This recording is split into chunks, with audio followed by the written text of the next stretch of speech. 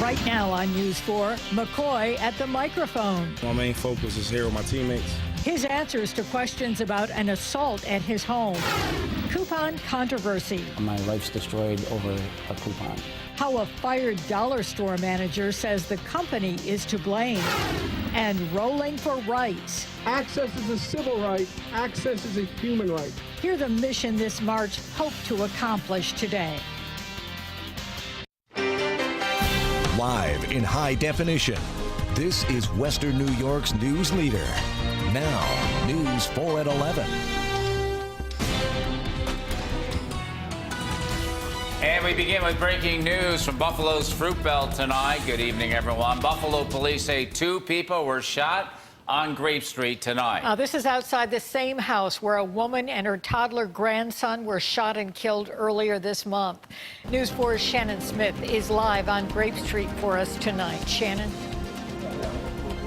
That's right, Don and Jackie. Very few details at this point, but what we know so far, as you mentioned, Buffalo police say 2 men were shot here on Grape Street near Best Street. And again, this is in front of the same home where a 17-month-old boy and his grandmother were shot earlier this month. You can actually see that memorial is still there right behind me. Now, community members say that they are upset to see this happening again. Now, again, very few details, but again, this is in front of the same home that 17-month-old boy and his grandmother were shot and killed. Now, police have been going in and out of the home here. It's not clear if the shooting happened inside or outside the home on the street. But again, Buffalo peacemakers have actually been out here, and they say enough is enough. They are tired of seeing this happening in the city, and they're actually very upset in coming to this exact spot just a few weeks after the tragedy already hit this neighborhood. Now, they are not clear as to, what is the connection, if the family members are connected to that 17-month-old boy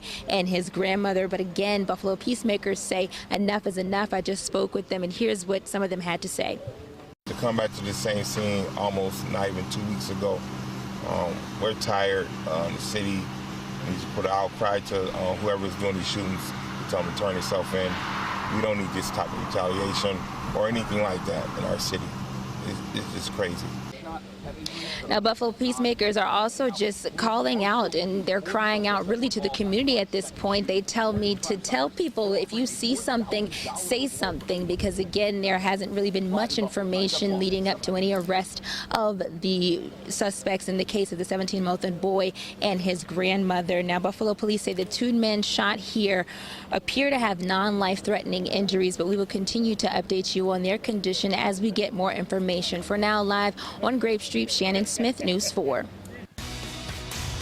The start of Buffalo Bills training camp brought us plenty of questions tonight, but very few answers from LaShawn McCoy. I just told you that, I was talking about this football. I just told you everything's geared on football. This is what I'm here for. Talk about anything football related.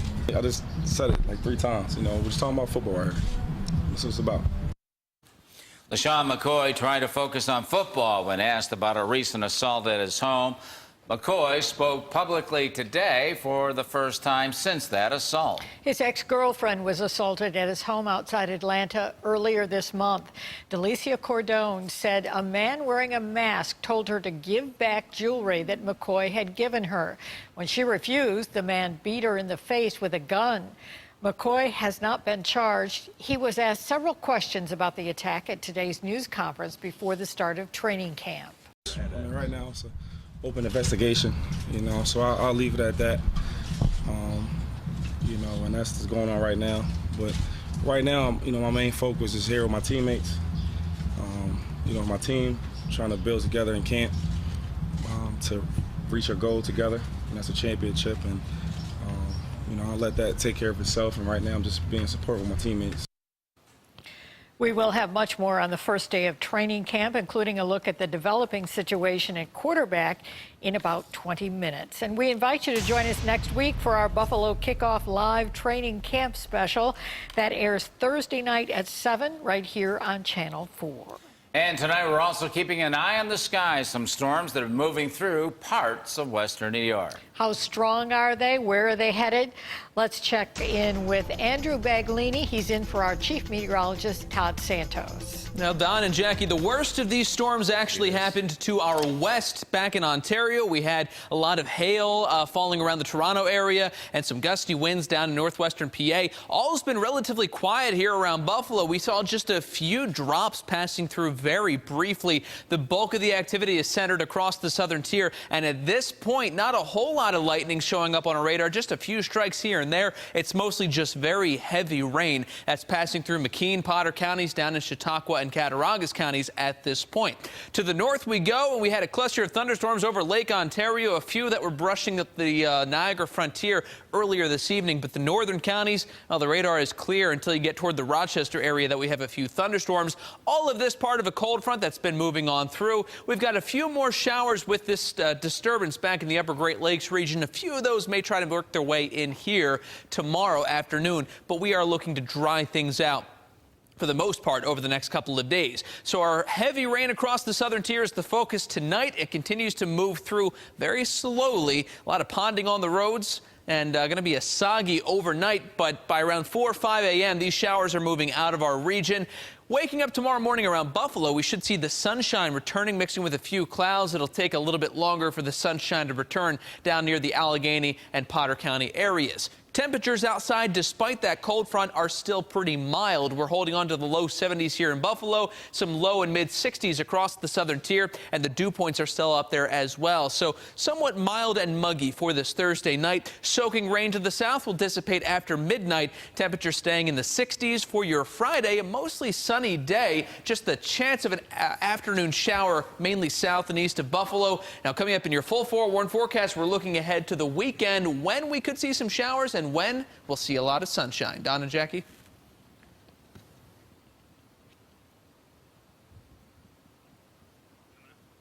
I was surprised. I think it's unfortunate. Anytime you lose jobs in Western New York, it's unfortunate. Well, back here at home, dozens of Fisher-Price employees in Western New York are out of a job. 50 people at the Fisher-Price headquarters in East Aurora have been laid off. These are among thousands of layoffs Mattel is making around the world. Fisher-Price parent company Mattel announced the layoffs yesterday, and a company spokesperson says these are non-manufacturing positions. Mattel says the layoffs will help the company focus resources on design and development and other areas. They're also hitting a community that's seen several job losses in recent years.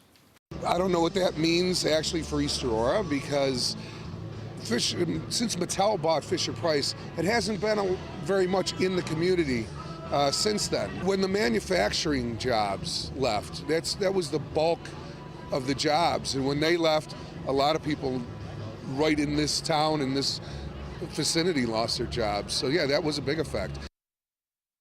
Mattel says this will help them streamline their operations, become more profitable. They did not say when the layoffs will go into effect. Well, new at 11, a local transportation company and 2 men pleaded guilty in a $1 million Medicaid fraud scheme. Hossein Ambaye and Hamid Thompson pleaded guilty to grand larceny charges. Ambaye is the president of 716 Transportation in Tonawanda. He admitted to taking more than $1 million in Medicaid payments for services the company never provided. If convicted, both men could spend several years in prison. Several healthcare providers teamed up in an effort to help end the HIV epidemic. This barbecue at Delaware Park included free HIV testing. People were also given a chance to learn about a 3-step process that can reduce their risk of getting HIV. Governor Cuomo hopes to end the AIDS epidemic in the next 2 years. But you just said you don't like people like me? No, I said you're taking advantage of the system's what you're doing. Well, the man featured in this video is at Dollar Store is sharing his side of the story. Dollar General fired Ken Dudek after that video was posted online and went viral. And the woman who posted that video was upset about not being able to use all of her digital coupons. Madonna Wilburn took this video at the Dollar General on Genesee Street in Buffalo. She said in the video that Dudek told her he didn't like people like her. Now, he told us the store's system would not accept the digital coupons, and he was not trained to handle the problem. Dudek said he followed company procedures. I'm pretty disappointed that Dollar General just, really didn't do what they said they did, and they didn't do their due diligence and investigate fully, because if they would have investigated fully, they would have seen that the problem is in their security, in the way that they address their security, and that the way that they manage, the way the coupon system works. Dudek said this controversy over coupons has destroyed his life. He said he would like to talk with Will Byrne and try to make peace. And you can hear much more of the interview with Ken Dudek right on our website, WIVB.com. The town of Amherst wants help from the state to build a pedestrian trail on the old Peanut Line. The trail would run along the historic Canandaigua-Niagara Railroad corridor between Transit and North Forest Roads. Town leaders are looking for money from the State Department of Transportation to make this happen. They held a public meeting tonight about their plans at Williamsville North High School. And we'll be right back.